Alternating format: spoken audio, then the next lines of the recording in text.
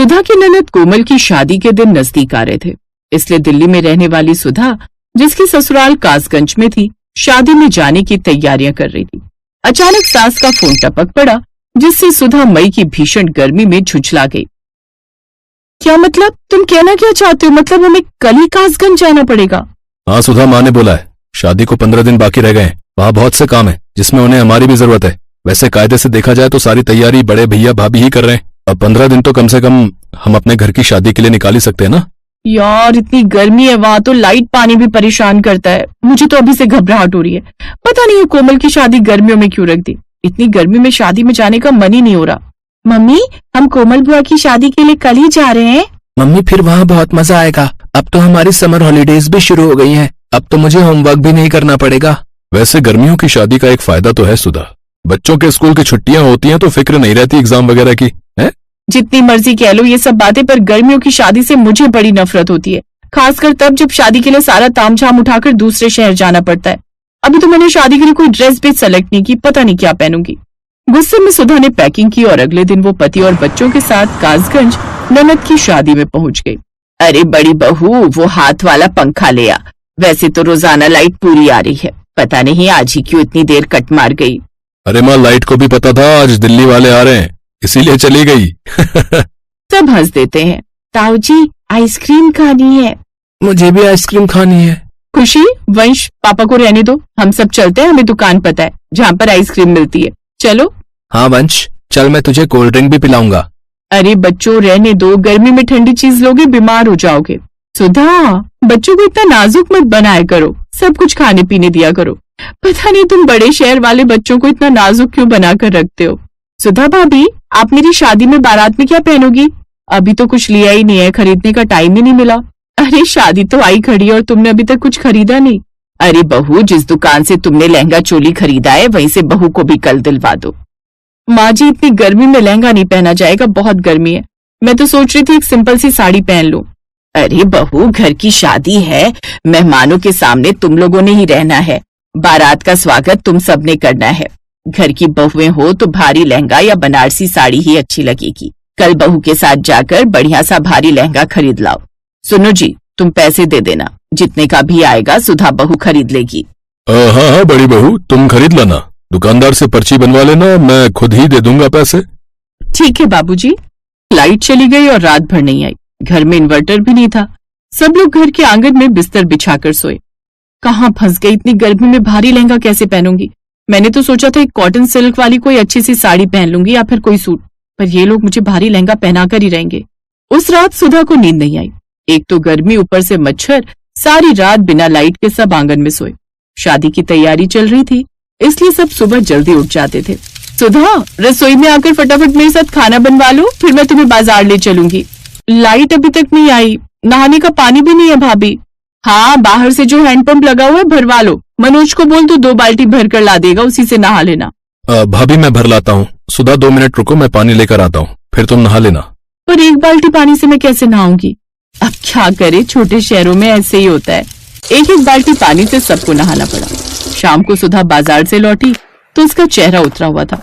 उसे जबरदस्ती इतना भारी लहंगा खरीदना पड़ा जिसका बिल्कुल भी मन नहीं था। अरे वाह भाभी, लहंगा तो बहुत सुंदर है, आप इसमें बहुत सुंदर लगोगे। बहुत सुंदर लहंगा है, रंग भी बहुत अच्छा है, नीला चटक। पर सुधा को तो पसंद ही नहीं आ रहा था। मैंने जबरदस्ती दिलवाया। दुकानदार कह रहा था ऐसा लहंगा पूरे मार्केट में नहीं मिलेगा, देखो तो कितनी भारी कढ़ाई है इसके ऊपर। क्यों, तुम्हें क्यों नहीं पसंद आ रहा था सुधा बहू? इतना तो अच्छा है। माँ जी, गर्मी में इतने भारी कपड़े पहनने का मन नहीं है, वैसे ही गर्मी से घबराहट हो जाती है। ऊपर से शादी की चकाचौंध में मुझे पता है मेकअप भी सारा धुल जाएगा। मेकअप वाली से याद आया, कोमल तुम्हें तो शादी के दिन 4 बजे तैयार हो जाना है। मेकअप वाली को और जगह जाना है मेकअप के लिए। हल्दी में पीले कपड़े पहनने और मेहंदी में हरा पहनना है क्या? हाँ भैया, हल्दी में सबको पीले कपड़े पहनने। मैंने तो पहले ही बोल दिया था, शायद आप भूल गए। कोई बात नहीं, आप और भाभी दोनों जाकर अपने लिए येलो कलर के कपड़े ले लो और खुशी वंश दोनों के लिए भी ले लेना। भाभी, आपने तो ले लिए थे ना? हाँ, मैंने सब कपड़े ले लिए, बस अब इन्हीं की तैयारी कर रही हूँ। पता नहीं सुधा, तुमने शादी की कोई भी तैयारी क्यों नहीं की? क्या सब कुछ यहीं से ले रही हो? भाभी, मैंने की थी शॉपिंग, पर मुझे वो कपड़े कोई पहनने ही कहाँ दे रहा है। सब बोल रहे हैं कि हैवी कपड़े पहनो, इसलिए मैंने वो कपड़े निकाले ही नहीं जो लाई हूँ। कुछ दिन बाद शादी की रस्में शुरू हो जाती हैं। मेहंदी का फंक्शन घर की छत पर ही रखा गया। कि मेहंदी का फंक्शन घर की छत पर रख दिया, कितनी छोटी जगह है, मेहमान इतने सारे बुला लिए। देखो मेरी तो मेहंदी पसीने में धुल गई। अरे मनोज आना, सारे मेहमान तुझे बुला रहे हैं। सुधा, मैं मेहमानों को देखता हूँ, भैया के खास पुराने यार दोस्त हैं। सुधा को बहुत गुस्सा आ रहा था। उसे लग रहा था बस जल्दी ये शादी का फंक्शन निपटे और वो ये भारी कपड़े और जेवर उतार फेंके। अगले दिन हल्दी थी। हल्दी की रस्म के लिए सबने पीले रंग के कपड़े खरीदे थे। कोमल भी पीला सूट पहनकर तैयार हुई। गर्मी हद में थी। अरे भैया, हॉल में सब मेहमानों को गर्मी लग रही है, एसी चालू कर दो। सर, हॉल वाले एसी में कुछ खराबी आ गई है। अगर आप कहें तो बाहर गार्डन में हल्दी के लिए अरेंजमेंट में लड़कों को बोलकर करवा देता हूँ। बड़े अजीब आदमी हो भैया, इतनी गर्मी पड़ रही है, शादी का फंक्शन है और तुम कह रहे हो कि हॉल का एसी नहीं चल रहा, खराब हो गया। मनोज बेटा, ये लड़ने का समय नहीं है, लड़के वाले आते ही होंगे। वो लोग शादी के लिए निकल चुके हैं, सारी रस्में वो भी हमारे साथ ही करेंगे। कुछ देर बाद बैंकेट हॉल में लड़के वाले भी आ गए, क्योंकि वो दूसरे शहर रहते थे। लड़कों और लड़की की हल्दी की रस्म शुरू होने वाली थी, पर एसी चल नहीं रहा था। इस वजह से सब पसीने में तरबतर हो रहे थे। अचानक सुधा की नजर कोमल के सूट पर जाती है। कोमल उस समय एक कमरे में तैयार हो रही थी। कोमल, तुम्हें तो अभी हल्दी लगी नहीं, तुम्हारे सूट से सारा पीला रंग निकल रहा है। भाभी, अब क्या करूं, सब मेरे ऊपर हंसेंगे। अभी तो हल्दी की रस्म शुरू भी नहीं हुई और मेरी तो पूरी बॉडी पर ये सूट पीला रंग छोड़ रहा है। कोमल, अब टाइम नहीं है दूसरा पीला सूट खरीदने का, इसी में तुम्हें बाहर जाना होगा। नहीं नहीं भाभी, इसका चेहरा भी पीला हो गया है, मजाक बनेगा, लोग कहेंगे कि सूट का रंग निकल रहा है, कैसा सूट पहना है। आपको नहीं पता, तरह तरह की बातें बनाते हैं लोग। कोमल, मेरे पास एक बहुत सुंदर येलो कलर की साड़ी है, प्लेन है पर हल्दी के फंक्शन में तुम पर बहुत खिलेगी, और साड़ी वैसे भी हल्दी में अच्छी लगती है, मैं तुम्हें अपनी साड़ी पहना देती हूँ। सुधा वो साड़ी बारात में पहनने के लिए लाई थी। जब उसने अटैची में से साड़ी बाहर निकाली तो कोमल पहचान गई। भाभी, आप ये वाली पीली साड़ी तो बारात में पहनने के लिए लाए थे ना, जो भाभी और माँ ने आपको पहनने के लिए मना कर दी थी, तब आपने लहंगा खरीदा था। हाँ, ये वही साड़ी है, पर इसे अभी तुम पहन लो, वैसे भी बारात में तो मैंने लहंगा पहनना है, लाओ फटाफट चेंज कर लो। सुधा ने कोमल को अपनी बहुत सुंदर पीले रंग की साड़ी पहना दी। कोमल उसमें बहुत सुंदर लग रही थी। बाकी फंक्शन भी नाचने गाने और रिश्तेदारों से मिलने जुलने में बीत गए, पर एक कमी बहुत खली और वो थी गर्मी। भरी गर्मी में पसीना बह रहा था। इस वजह से ना कोई अच्छी फोटो आई और ना ही कोई ढंग का वीडियो बना। कपड़े और मेकअप बिल्कुल बेकार हो गए, पर जैसे तैसे शादी निपटी गई। काम कोई नहीं रुकता, सब हो जाते हैं। अगली सुबह कोमल अपने ससुराल चली जाती है और सुधा अपनी ननद की शादी की खट्टी मीठी यादें लेकर वापस दिल्ली आ जाती है।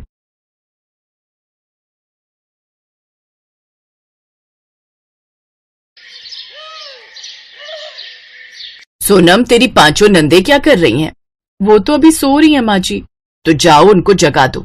सोनम उन सबको जगाती है, फिर खुद घर के कामकाज में लग जाती है। तभी उसकी ननद उसे आवाज देते हुए कहती है, भाभी, ओ भाभी। जी दीदी, कहिए, कुछ चाहिए आपको?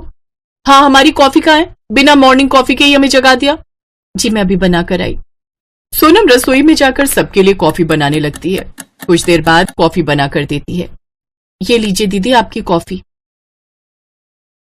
ओह, थैंक यू भाभी। इसमें थैंक यू की क्या बात है दीदी, ननद मायके में आकर ही तो आराम कर पाती हैं, नहीं तो ससुराल में तो हर वक्त काम ही काम रहता है। अब आप पांचों भी तो कल को अपने ससुराल चली जाओगी, तो वहां तो आपको भी सब काम खुद ही करना पड़ेगा। वैसे आपके बिना नंदोई जी का खाना पीना भी ठीक से नहीं हो पाता होगा ना? क्यों, सही कहा ना? वैसे कब बुला रहे हैं वो आप सबको? भाभी, अभी आपकी शादी को महीना भर ही हुआ है और मुझे तो लगता है आप अभी से हमसे परेशान हो गई हैं, इसीलिए इतनी जल्दी यहाँ से भगाने की सोच रही हैं। अरे नहीं नहीं दीदी, ऐसी बात नहीं है, आप गलत समझ रही हैं। तो आपको अच्छे से पता होना चाहिए कि मायके की शादी के बाद बेटियां इतनी जल्दी वापस ससुराल नहीं जाती, कुछ दिन वहीं रुकती हैं। यस, बिल्कुल सही कहा टीना ने। इन सब बातों से तो अच्छा है कि तुम अब नाश्ता बना लो, हम सबको बहुत तेज भूख लग रही है। जी दीदी, आप सबको क्या खाना है नाश्ते में, आप बता दीजिए, मैं अभी बना देती हूँ। मेरे लिए आलू के पराठे और दही। नहीं नहीं नहीं, मैं इतना भारी नहीं खाऊंगी, मेरे लिए तो इडली सांभर बना दे। इस तरह सोनम की पांचों नंदों ने अपनी अपनी फरमाइशें अपनी इकलौती भाभी सोनम पर थोप दी। सोनम अपना सर खुजलाते हुए रसोई में चली गई और अकेले में बड़बड़ाने लगी। किसी को ये खाना है, किसी को वो खाना है। अरे मेरी कोई माँ अंबे की तरह 10 हाथ थोड़ी न है जो हर हाथ से एक एक काम करूंगी, लेकिन अब नंदों ने फरमाइशें की हैं तो पूरी तो करनी पड़ेगी। जब से उसकी शादी हुई थी उसकी पांचों नंदे इसी तरह उस पर कोई ना कोई काम थोपती जा रही थी। वो उन सबकी पसंद का नाश्ता बनाकर उनके लिए परोसती है, जिसके बाद सारे बर्तन भी धोती है। फिर कुछ देर अपने कमरे में आराम करने बैठती है कि तभी उसकी ननद प्रिया वहां आती है। अरे भाभी, पूरा घर बिखरा पड़ा है और तुम मजे से यहाँ आराम फरमा रही हो। घर के काम कौन करेगा? दीदी, मैं बस 5 मिनट रेस्ट करके काम करने ही जा रही थी। हाँ तो जल्दी करो ना भाभी, अगर कहीं कोई अचानक से मेहमान आ जाए तो वो क्या सोचेगा कि इस घर की बहू को घर कितना गंदा रखती है। आराम बाद में कर लेना। सोनम बेचारी थकी हुई थी, फिर भी वो उठकर घर के सारे काम करने लगी, लेकिन उसकी एक भी ननद उसकी मदद के लिए वहां नहीं आई। लेकिन सोनम ने किसी से कोई शिकायत नहीं की। घर का काम निपटाते निपटाते उसी दिन के 2 बज गए। तभी उसकी ननद उसके पास आई। अरे भाभी, दिन के 2 बज गए, अभी तक खाना नहीं बना क्या? दिन के खाने का समय हो रहा है। क्या 2 बज गए? हे राम, काम करते करते पता ही नहीं चला। दीदी, मैं बस 5 मिनट आराम कर लूं, उसके बाद खाना बनाती हूँ। नहीं नहीं नहीं, बिल्कुल नहीं भाभी, हमें 3 बजे तक खाना चाहिए, उसके बाद हमें थोड़ा रेस्ट भी करना है। थकी हारी सोनम फिर से रसोई में जाती है और सबके लिए दिन का खाना बनाने लगती है। फिर सबको खाना परोस कर वो सबके बर्तन धोकर अपने कमरे में जाती है। तब तक दिन के 4 बज चुके थे। अब तो सोनम भी उनसे परेशान होकर मन ही मन सोचती है, हे भगवान, अब तो हमारी शादी को भी महीना बीत गया, लेकिन ये नंदे हैं कि जाने का नाम ही नहीं ले रही। अगर ये इसी तरह यहाँ पड़ी रही तो मैं तो सूख कर कांटा हो जाऊंगी। लेकिन ऐसे ही काम का सिलसिला चलता रहा। उसकी नंदों को अब वहां पर 4 महीने हो गए और अब 4 महीने पूरे होने के बाद वो अपने ससुराल को लौट रही थी। फाइनली अब मुझे इन 5 से छुटकारा मिल जाएगा। अच्छा माँ, अब हम चलते हैं। ससुराल जाने का मन तो नहीं कर रहा, लेकिन जाना तो पड़ेगा ही ना। हाँ, मन क्यों करेगा जाने का, यहाँ मुफ्त की नौकरानी जो मिली हुई थी। फिर उसकी 5 नंदे विदा लेकर वहां से चली गई। उनके जाने के बाद सोनम बड़ी राहत महसूस कर रही थी। हाँ, आज शादी के बाद पहली बार मैं इस घर में आजाद महसूस कर रही हूँ। अब उसे तरह तरह का खाना भी नहीं बनाना पड़ता था। ऐसे ही 2 हफ्ते बीत गए और फिर एक रोज। सोनम, आज शाम तुम तैयार है ना? हम दोनों आज मूवी देखने जाएंगे और डिनर भी बाहर ही करेंगे। ठीक है जी, आप जल्दी से ऑफिस से लौट आना, फिर हम साथ में चलेंगे। विराज ऑफिस के लिए निकल गया और सोनम भी घर के कामों में लग गई। अब जल्दी से बाजार से जाकर कुछ सब्जियां ले आती हूँ, फिर माँ जी के लिए खाना बनाकर रख दूंगी। फिर मैं और विराज साथ में पिक्चर देखने चले जाएंगे। शाम के समय सोनम बाजार से सब्जी लेकर लौटी तो उसकी सास ने उससे कहा, अरे सोनम बहू, आ गई तू? चल अब जल्दी से कुछ बढ़िया बढ़िया खाना बनाने की तैयारी कर ले, घर में मेहमान आने वाले हैं। मेहमान?